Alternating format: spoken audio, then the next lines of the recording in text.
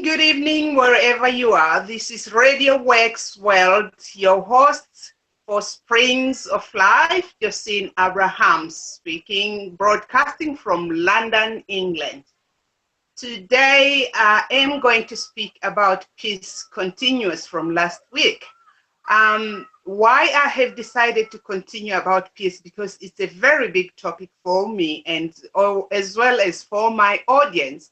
I want you to understand why I needed peace to begin with, why I chose to have peace.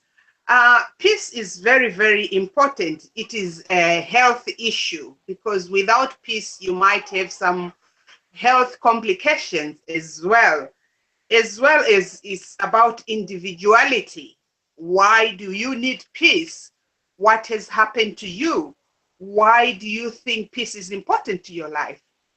Now, after having narrated my story to you, I really wanted to understand why I decided to choose peace after all this.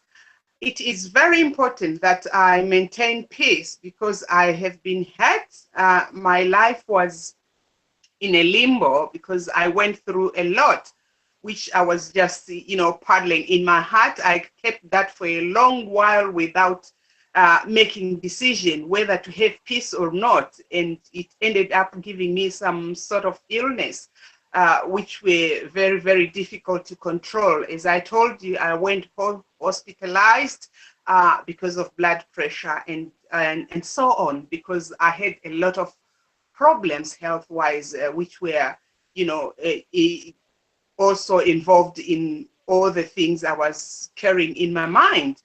So I'm just saying this to other people so that it could help you guys. In case you're going through the same thing, why I think any normal human being needs peace to be functioning properly.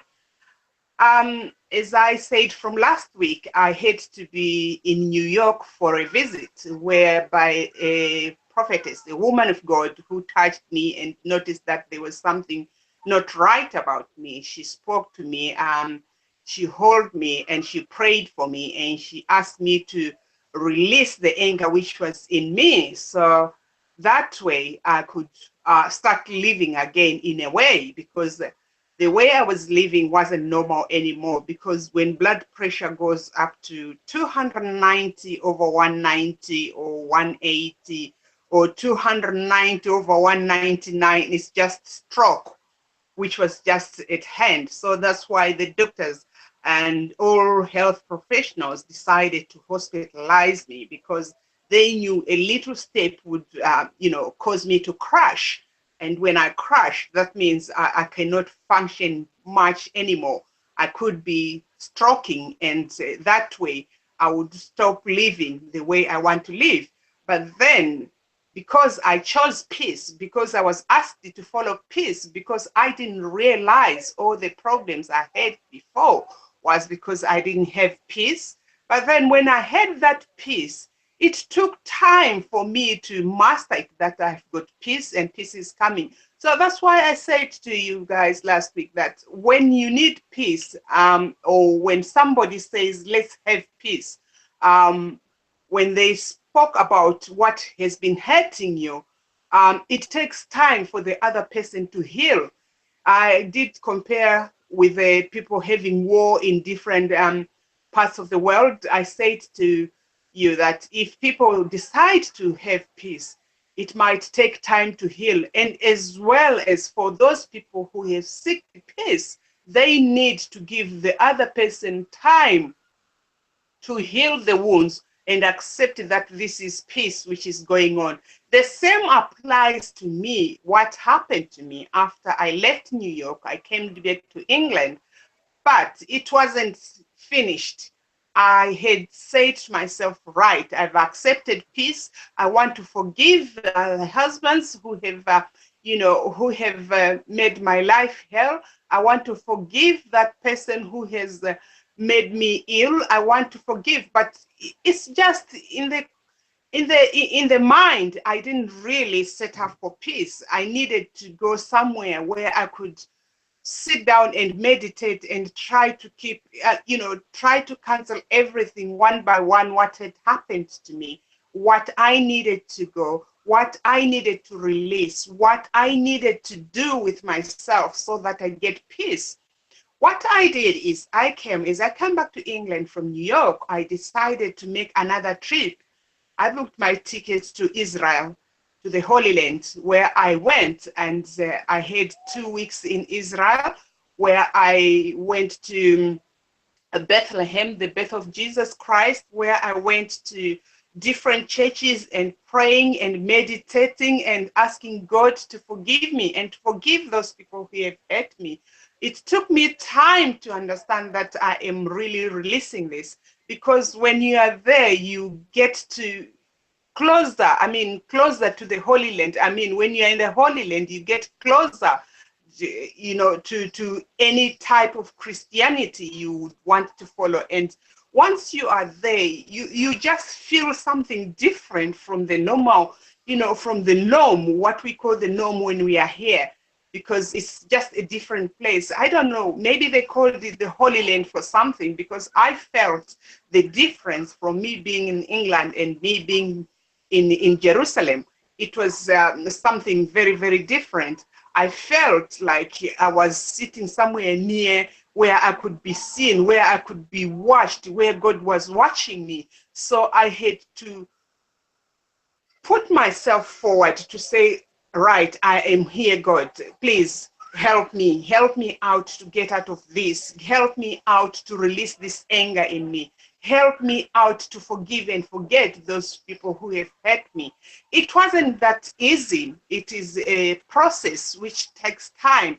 But when I got there, when I prayed, I took my Bible, I pray, and I cried. There was a place where so many people were crying, people were weeping when we were in the holy mountains, and we were praying, and people could sit on different places, just you and your God, and talk to your God about what your worries are, and how do you want things to be done, and how do you ask God to forgive and forget. I mean, God forgets. God doesn't keep grudges, because he listens when we are talking to him. The same applies to us human beings. When I went there, I felt the difference, as I said. I felt it really in me that there was something going on in my life. I felt like somebody has touched me. Somebody has released that anger from me. Somebody has released the weight from my shoulders. I felt like something was moving in me. That thing which I cannot describe to you what really happened. But to be honest, the minute I prayed about it and talked about it, and we went to the place where Jesus was born, I touched the place where he was lying when he was born, where he was cuddled by his mom before, all the things happened. So that way, I embraced my Christianity. I embraced all the hatred which was in me. It started coming out gradually. By the time we finished the second week in Israel, I felt like I was a complete new person. I was a completely new person. I didn't want to remember about what happened to me in life. I didn't want to remember about those people who hate me. I didn't want to remember what happened to me those years when I was going through those things. Because I say to myself, my past is not my destiny.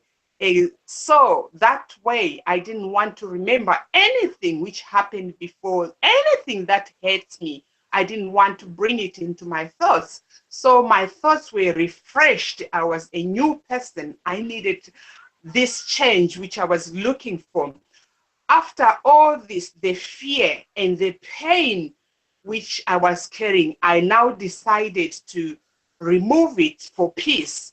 I now felt peace was within me. I felt something very, very different from before. I knew having to keep the grudge and the anger in me was a silent killer. I was losing myself. I was draining my energy. I was making myself fearful because I was just afraid. I didn't know what to do. So why did I choose peace after all? Because I wanted good health. I wanted it for myself. I wanted it for my family. I wanted it for my children, my grandchildren. I wanted to live. That's why I choose peace.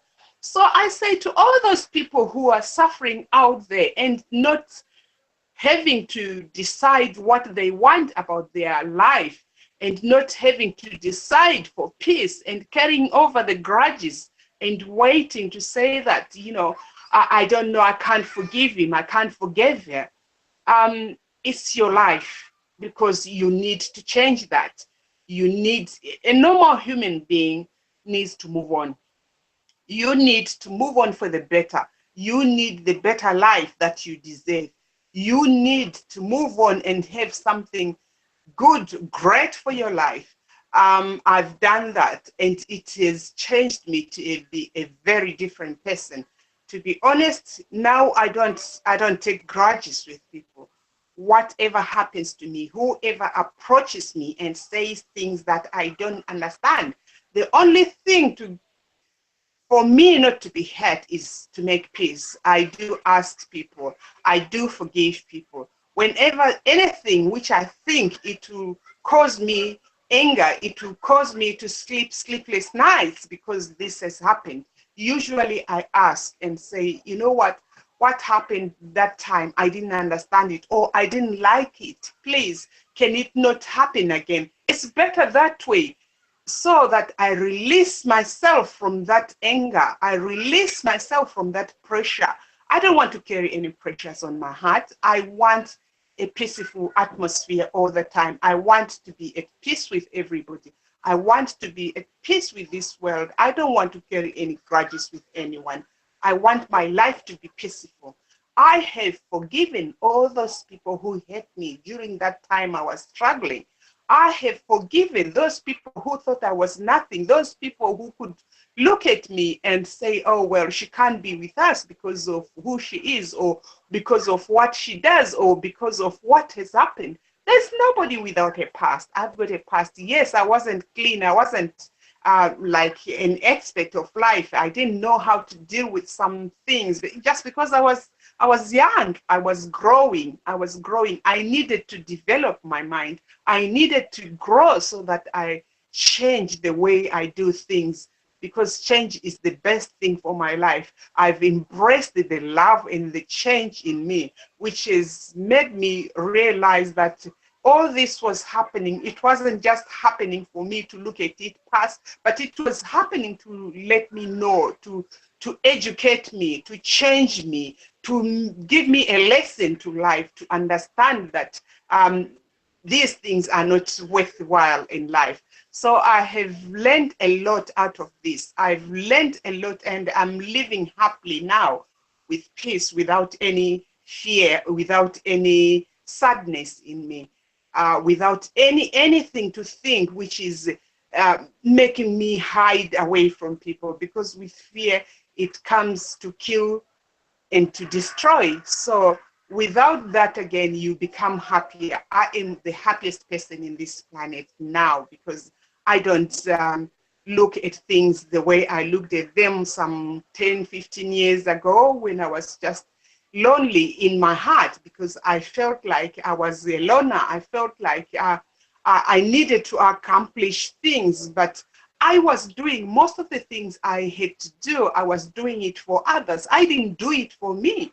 I didn't look at it like I was the one hating, because I thought if I could carry on with this grudge to this person, then she will be hated, or I'm hating her as well. But then I realized, no, when you look at them, you see these people are quite happy. They don't even care less about what's happening around you. So if you live your life for people, if you live your life in fear, if you live your life because you want to please other people, you won't live a normal life. You need peace for yourself. You need to be open-minded about what goes on around you. You don't need to take any grudges for anything, because I've stopped that. Then once I stopped that, I realized that there was peace out of everything. I am so happy. I'm excited. quite happy with the developments I'm having as well in my life. So that said, I just decided that I should talk about this to other people so that you also understand what's going to happen with life. If you don't choose peace, then you struggle with it. So now that we are heading towards the awards, I just want to say to friends and family, you come and join us, because this is the most important time where you're going to see us going on that red carpet, and we need your support. I'm so happy that I'm going to share the stage with some of the most powerful people on this planet, the people I've never shared, you know, the people I've never mixed with in life, but I am sharing my stage with them. And I'm so excited, so much looking forward to the awards, and as well as whatever is happening in life for me towards my radio shows. I'm excited. I'm excited for my listeners. I'm excited for myself. I'm excited for my mentors. I'm really excited for the people I work with in the Radio W.O.R.K.S, because it looks like I've developed another family out of my own, my usual family, because of the Radio W.O.R.K.S. I've made friends. I've made, you know, other radio hosts, and you know, internationally, I speak with people I've never met. I speak with people from all over the world: Australia, America, Canada, Zimbabwe, South Africa, people I've never met all over the world, Malawi, places I've never been. But I still speak to those people, and I get some help if I need it. And we work together as one family. So I would urge whoever wants to host their own radio shows, come to Radio W.O.R.K.S, and it's an experience you never forget. I love what I do, and I enjoy it. I hope you do too. Till next time, your host, Jossine Abrahams, for Springs of Life. Goodbye.